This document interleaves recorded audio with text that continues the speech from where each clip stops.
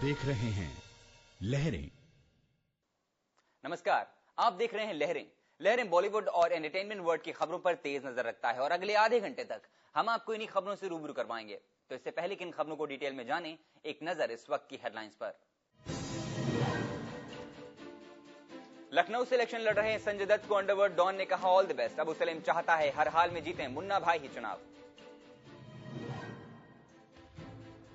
अभिषेक बच्चन बने lecturer, America में होने वाले सेमिनार में देंगे बॉलीवुड पर लेक्चर। रिलीज से पहले ही फिल्म कम वक्त इश्क फंसी मुश्किल में, ए सर्टिफिकेट की वजह से टीवी पर नहीं दिखेंगे फिल्म के प्रोमोज। और फेमिना मिस इंडिया की तैयारी जोरों पर, फिट रहने के लिए मॉडल्स कर रही हैं जमकर एक्सरसाइज।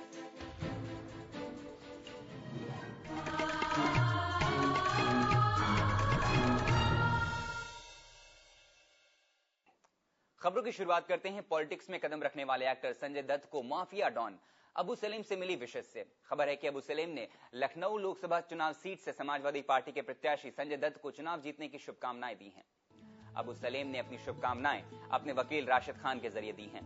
राशिद खान ने लखनऊ में मीडिया से कहा कि अबू सलीम की इच्छा है कि लखनऊ से मुन्ना भाई की ही जीत हो। इसके लिए उन्होंने संजय दत्त को जीत की शुभकामनाएं दी हैं। आपको बता दें कि संजय दत्त और अबू सलीम 1993 के मुंबई सिलसिलेवार बम धमाकों के आरोपी हैं।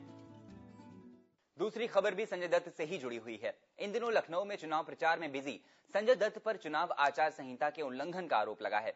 उन पर आरोप है कि उन्होंने सांसद वीरेंद्र भाटिया के साथ नेशनल डिग्री कॉलेज के सेकंड फ्लोर पर वहां के स्टूडेंट्स से मिलकर अपना चुनाव प्रचार किया, जबकि फर्स्ट फ्लोर पर बीकॉम थर्ड ईयर की परीक्षा चल रही थी। चुनाव आयोग ने जिला प्रशासन को इस बारे में जल्द ही रिपोर्ट भेजने को कहा है। बढ़ते हैं अगली खबर की ओर। सर्वाइकल कैंसर से पीड़ित जेठ गुडी के पास जीने के लिए चंद दिन ही बचे हैं और शायद यही वजह है कि कैंसर से जूझते हुए वो जिंदगी का हर लम्हा कैद करना चाहती हैं, फिर चाहे वो सनसेट ही क्यों ना हो। जेठ के डॉक्टर्स की माने तो वो इनक्रेडिबली स्ट्रॉन्ग वुमेन हैं और इसी हिम्मत को बनाए रखते हुए जेठ ने अपना सिर उठाकर सनसेट के साथ साथ फीड्स पर भी आखिरी नजर डालनी चाहिए। साथ ही उन्होंने आखिरी बार कोक पीने की इच्छा भी जताई है। अपने पति जैक ट्वीट के साथ कुदरत के इस नजारे को देखकर जेठ काफी खुश नजर आईं, लेकिन अपनी थकान और अपनी बीमारी की वजह से वो इस नजारे को ज्यादा देर तक एंजॉय नहीं कर सकी। तो जेठ के पास अब काफी कम वक्त बचा है और सभी उनके लिए ईश्वर से प्रार्थना कर रहे हैं। हमने उनके बारे में बिग बॉस 2 के विनर रहे आशुतोष कौशिक से बात की। आशुतोष का कहना है कि जेठ के साथ उन्होंने काफी कम वक्त गुजारा है, लेकिन उनके साथ जो भी हुआ इसका उन्हें बेहद दुख है।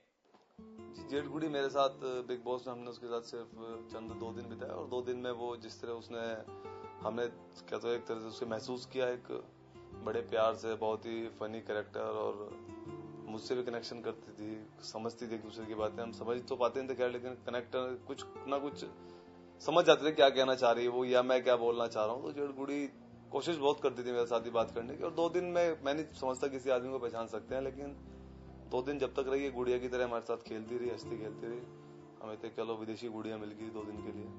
नहीं मैसेज नहीं, उसने पूरी दुनिया को मैसेज खुद दे दिया, मैं उसे क्या मैसेज दूंगा। जेठ गुडी को सलाम है बिल्कुल कि जिस तरह मर जा रही है और इतना हंसते हंसते अपनी जिंदगी के आखिरी पल वो गिन रही है, तो उसकी हिम्मत है, सलाम है। अच्छे अच्छों की हिम्मत टूट जाती है ऐसे टाइम पे, लेकिन जेठ गुडी ने एक कहते हैं बहादुरी का परिचय दिया है और वो एक सबको सीखना चाहिए उस चीज से। जी इसके बारे में मेरा कहना यही कि इसके ऊपर कोई कानून नहीं है, इस चीज के ऊपर कोई रोक नहीं है, विदेश में नहीं है, हमारे इंडिया में नहीं है, लेकिन जिस तरह उसने अपने मरने के राइट्स बेचे हैं वो अगर पैसे के हिसाब से देखो तो ठीक है, लेकिन अगर वो देखती कि अपने बच्चों का भविष्य सिक्योर कर रही है, तो जैसे हमारे यहाँ घर में कोई भी डेथ हो जाती है, हमें भी 1 महीना 2 महीने लग जाते हैं उससे निकलने में, और वो तो बच्चे हैं, छोटे बच्चे हैं, हम तो बड़े होने के बाद हमें इतना टाइम लग जाता है।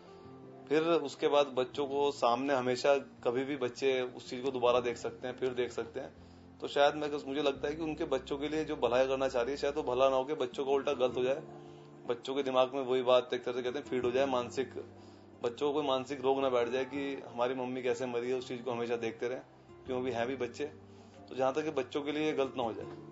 इसी दौरान आशुतोष ने बिग बॉस 2 के कंट्रोवर्सी किंग राजा चौधरी के बारे में भी अपनी राय जाहिर की। राजा कभी भी मेडिकली अनफिट नहीं था। थोड़े दिन एक राजा चौधरी अगर कुछ खा पीने के बाद हल्ला करता है तो कैमरे पर जाता है, वही काम एक आम आदमी करता है तो वो न्यूज में नहीं आता। तो इसे राजा चौधरी ने पी के थोड़े हल्ले किए, झगड़े कर दिए, तो न्यूज में आ गए। बाकी मेडिकली वो चलो बिल्कुल फिट थे। अपने घर थे, होली के बाद फिर वापस आ गए और दोबारा से अपनी जिंदगी की शुरुआत कर रहे हैं। मेरी उनसे मेरठ में मुलाकात हुई होली वाले दिन और होली के बाद वो यहाँ पे आ गए, अच्छी तरह से मिले, मुझसे बातचीत की, घर पे गया, उनके माता पिता से सबसे मिलकर आया हूँ। बाकी कुछ नहीं, बिल्कुल ठीक है। वहीं राजा चौधरी भी जेठ की हालत को लेकर काफी चिंतित हैं। खुद राजा भी पिछले कुछ अरसे से बुरे दौर से गुजर रहे थे। इन सब बातों को लेकर हमारी संवाददाता जया बनवाले ने राजा से खास बातचीत की।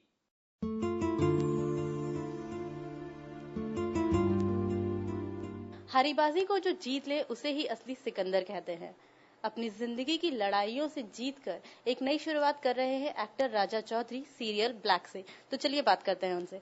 राजा, सबसे पहले तो बहुत बहुत मुबारक हो कि एक बार फिर नई शुरुआत कर रहे हैं। Thank you very much. क्या कहेंगे, ये जो ब्लैक सीरियल से आप नई शुरुआत कर रहे हैं, किस तरह का सीरियल है, क्या देखने को मिलेगा? ब्लैक बेसिकली एक कॉम्बिनेशन है थ्रिलर और हॉरर का। तो इसमें जो देखने वाली चीज़ वो है कि इसमें डर भी है, एक्साइटमेंट भी है, और जो मेरा, अगर मैं अपने कैरेक्टर की इसमें बात करूं तो वो है जो एक ऐसा कैरेक्टर जो डेविल में बिलीव करता है और who fights against positive energies. Raja, अगर मैं बात करूं तो आपकी जिंदगी से जो अभी तक का चला आ रहा है, कितने फर्क आए हैं अभी की जिंदगी में? अभी जो नई शुरुआत की है, कितना डिफरेंट महसूस करते हैं अभी? अभी जो मेरी जिंदगी है वो एकदम नई है और पुराना ना तो मुझे कुछ बहुत ज़्यादा याद है और ना मैं रखना चाहता हूँ।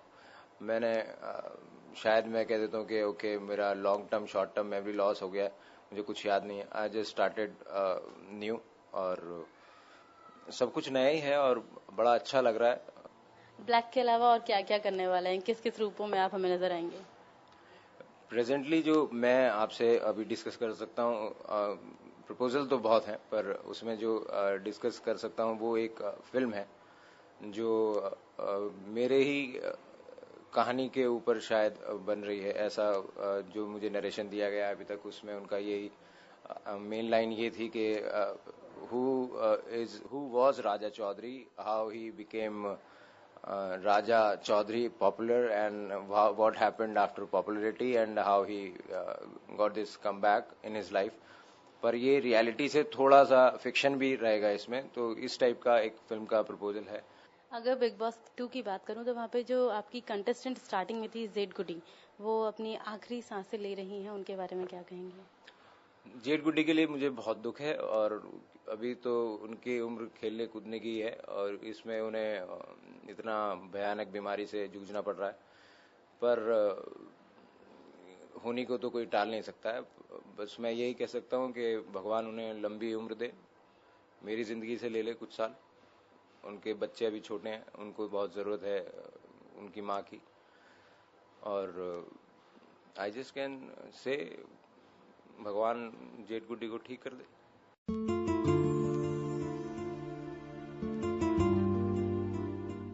फिलहाल वक्त तो चला एक छोटे से ब्रेक का। ब्रेक के बाद आपको दिखाएंगे विदेश के प्रमोशन में बिजी प्रीति।